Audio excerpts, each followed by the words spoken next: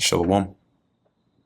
First and foremost, I want to give all praises, honor, and glory to Yahweh, Bahasham Yahweh Shai, Bahasham Racha Kodash.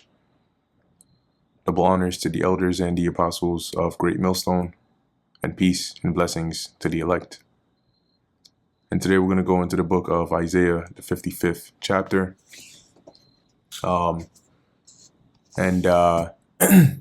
As subheading says, the free offer of mercy, which is pretty much what the bulk of this chapter goes into, how freely accessible the Lord has made this knowledge. And, he has employed the prophets, teachers, to bid people to it.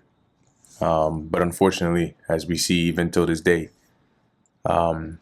people don't, not many people gravitate towards this, this free offer of mercy. So this is Isaiah chapter 55, verse 1. And as we went through in the 54th chapter, which mainly covered the mercy and the blessings that the Lord would return upon Israel, having been forsaken for a period of time, the Lord would recompense us, rightfully, or I should say, bountifully, in the latter end. So Isaiah 55, verse 1, Ho, everyone that thirsteth, and the ho is like an alert. Like today you say yo, or like you're, or like, just like to signal. All right. So ho, everyone that thirsteth, come ye to the waters.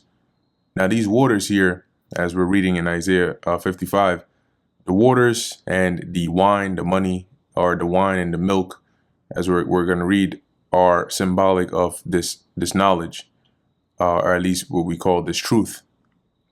So those that thirst, right, everyone that thirsteth are they that desire or are seeking this truth, right, or that the answers. So come ye to the waters, come to the truth, come to the knowledge, which is where the prophets are, because the Lord has blessed the prophets. He's blessed us with the knowledge, wisdom, and understanding that we may bring it forth. And so, they can be likened onto a fountain or waters of the truth. And he that hath no money, right? So whether you have money or not, come. If you desire this knowledge, or you thirst for this water, come and get it. Come ye, buy and eat. Yea, come buy wine and milk without money and without price. And there are other precepts that liken, once again, the knowledge to wine, strong drink, in this case wine, or milk, right? And I'll cross-reference this in a bit, and we can find some of those precepts. But what's being said here, right? Come ye, buy and eat. Yea, come buy wine and milk without money and without price. So that's how we know it's not talking about buying literal milk and money. Milk and wine. Isaiah didn't open a milk and wine stand and try to sell that to people. Okay, but what you buy without a price is this truth, is this knowledge. As the scriptures say, freely you have received, freely give. So the way you would buy is with your time, your attention, your sincerity, to give heed, to learn, and to serve the Lord. And let me do the cross-reference now. So if we cross-reference this word, looking here at milk, for example, which I can just scroll down here.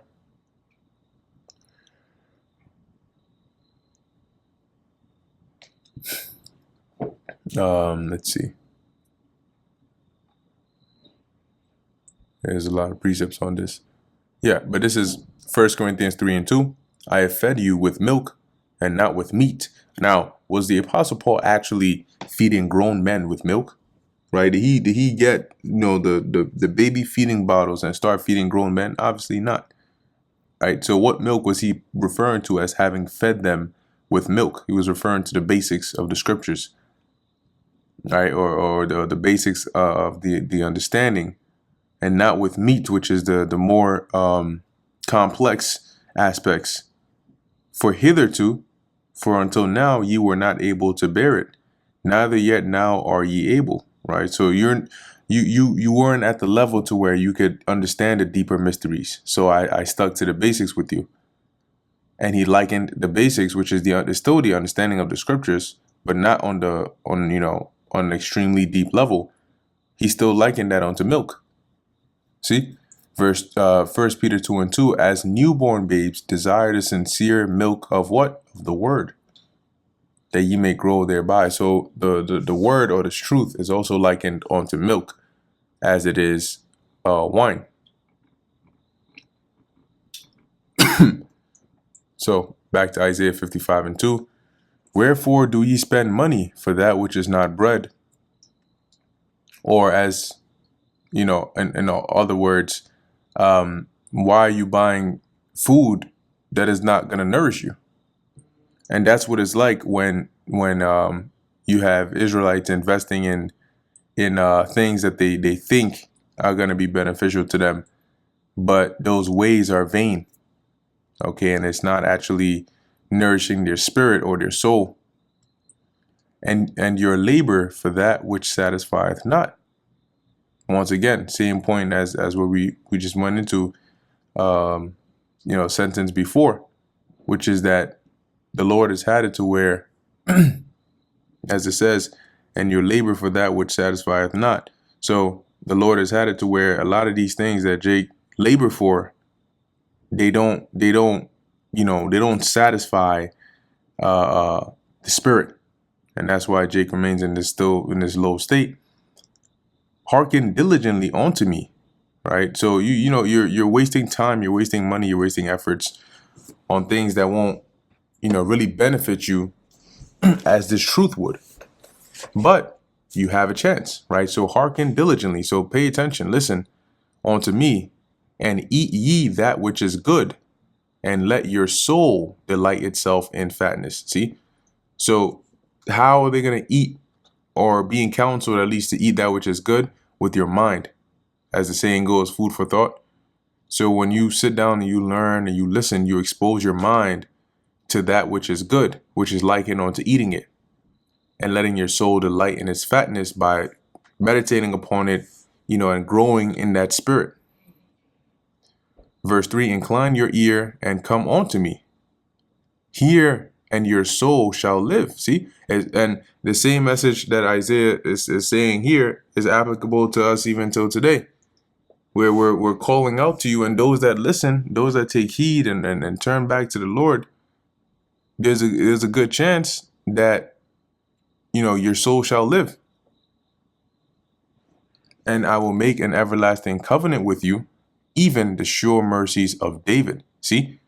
And that you is referring to the nation of Israel, starting with the elect. So the Lord is saying here, just like I showed those mercies with David, and promised him that he would always have one to sit upon the throne. I will, just like I kept my word with David, I will with my covenant with you, if you listen to me. Behold, I have given him for a witness to the people, a leader and commander to the people. And that's what he was, right? He led them, he commanded them. So just like the Lord established David, as the reference is being made here, if you turn back to the Lord, that we would be established. Behold, thou shalt call a nation that thou knowest not, and nations that knew not thee shall run unto thee because of the Lord Yahweh thy God. Now I'm going to pull this up in the NLT as it reads a bit more clearer, or a bit clearer.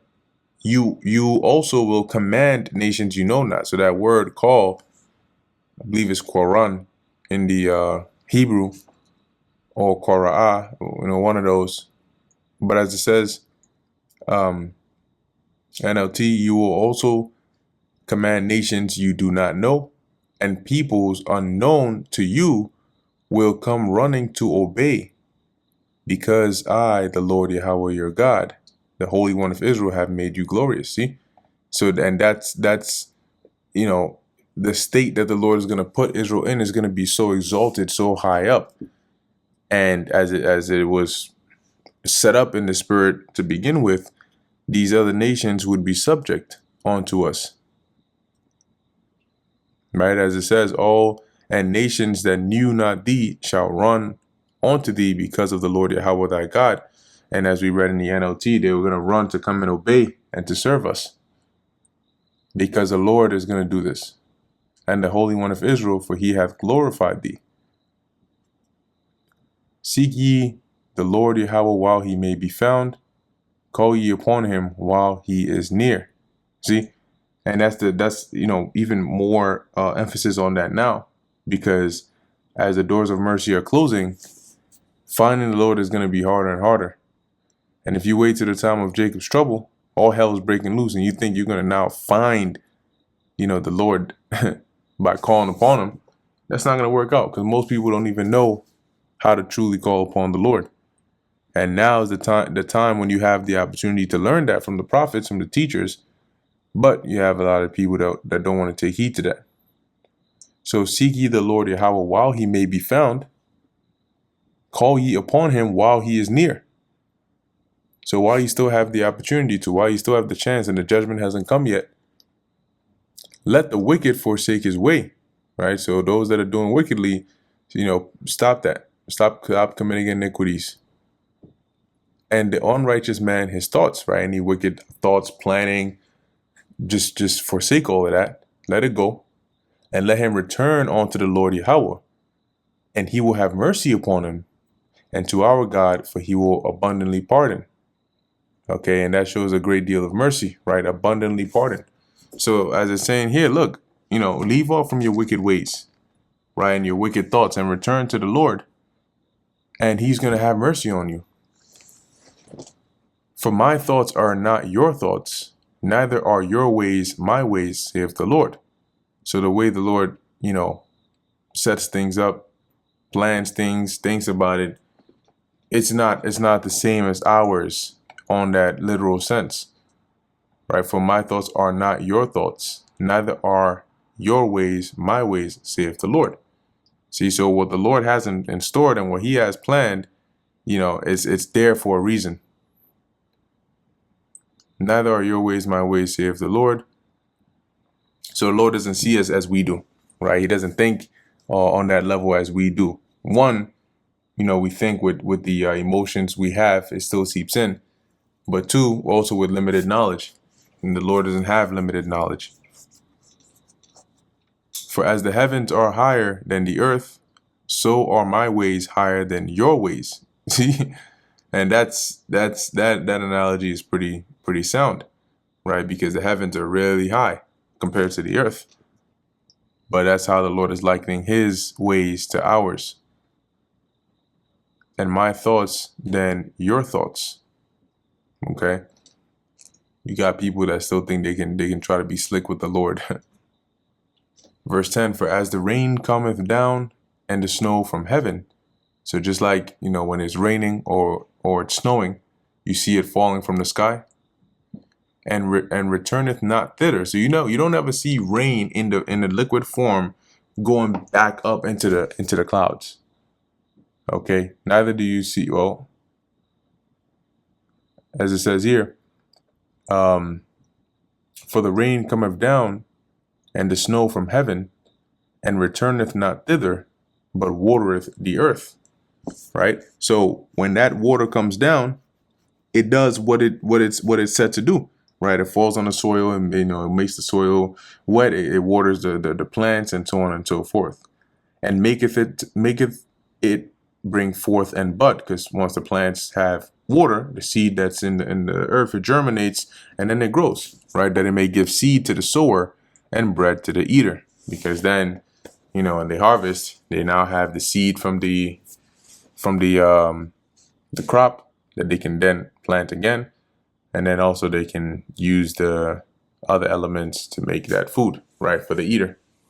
So there's a purpose, right, from the cycle of rain coming down and it watering the earth, and then making the crops and the planted, seeds, giving them what they need to grow, so that cycle can continue, right? So shall my words be that goeth forth out of my mouth, it shall not return to me void. So just like when it rains, you don't see rain going back up to the heavens. when the Lord gives out his word, when his word goes forth out of his mouth, it's not going to return back to him. As it says, it shall not return unto me void, but it shall accomplish that which I please, and it shall prosper in the thing whereto I sent it. So whatever the Lord has destined or he has deemed and pronounced to happen is what is going to happen. Okay? That's why he says, it shall accomplish that which I please, and it shall prosper in the thing whereto I sent it. Verse 12, for ye shall go out with joy and be led forth with peace. The mountains and the hills shall break forth before you into singing, and all the trees of the earth shall clap their hands, right? And this is signify joy, right? It's to signify glory. It's to signify the blessings that would come with the deliverance, because that's really when we're going to experience that. Verse 3, instead of the thorn shall come up the fir tree, and instead of the briar shall come up the myrtle tree.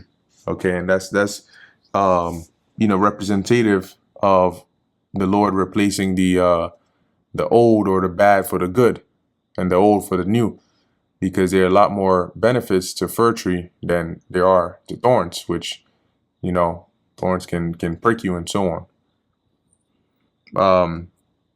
Similar to the briars and the myrtle tree. And it shall be to the Lord Yahweh for a name, for an everlasting sign that shall not be cut off. Okay, and pulling this up in the NLT, it says here, where once there were thorns, cypress trees will grow. Where needles grew, myrtles will sprout up. These events will bring great honor to the Lord's name. They will be an everlasting sign of his power and love. You see that? And so, similar to what I mentioned when we recapped the 54th chapter, the Lord made mention, not once, not twice, but many times by his prophets, about how at the end of it all, right, he would gather his chosen, gather his elect, and ultimately deliver the entire nation in process of time. But it starts with the elect. But he would have mercy, right, and deliver us from the harsh captivity or conditions that we've been living in all the way up until now. So that mercy that the Lord is going to bestow upon us will be, a sign, everlasting, when the Lord beautifies the meek with salvation, as the scriptures say. But that pretty much brings us to the end of the book of Isaiah, the 55th chapter. Lord willing, this was edifying to the elect. In closing, I want to give all praises, honor, and glory to Yahweh, Bahasham, Yahweh Shai, Bahasham, Ruach HaKodesh. Until next time, Shalom.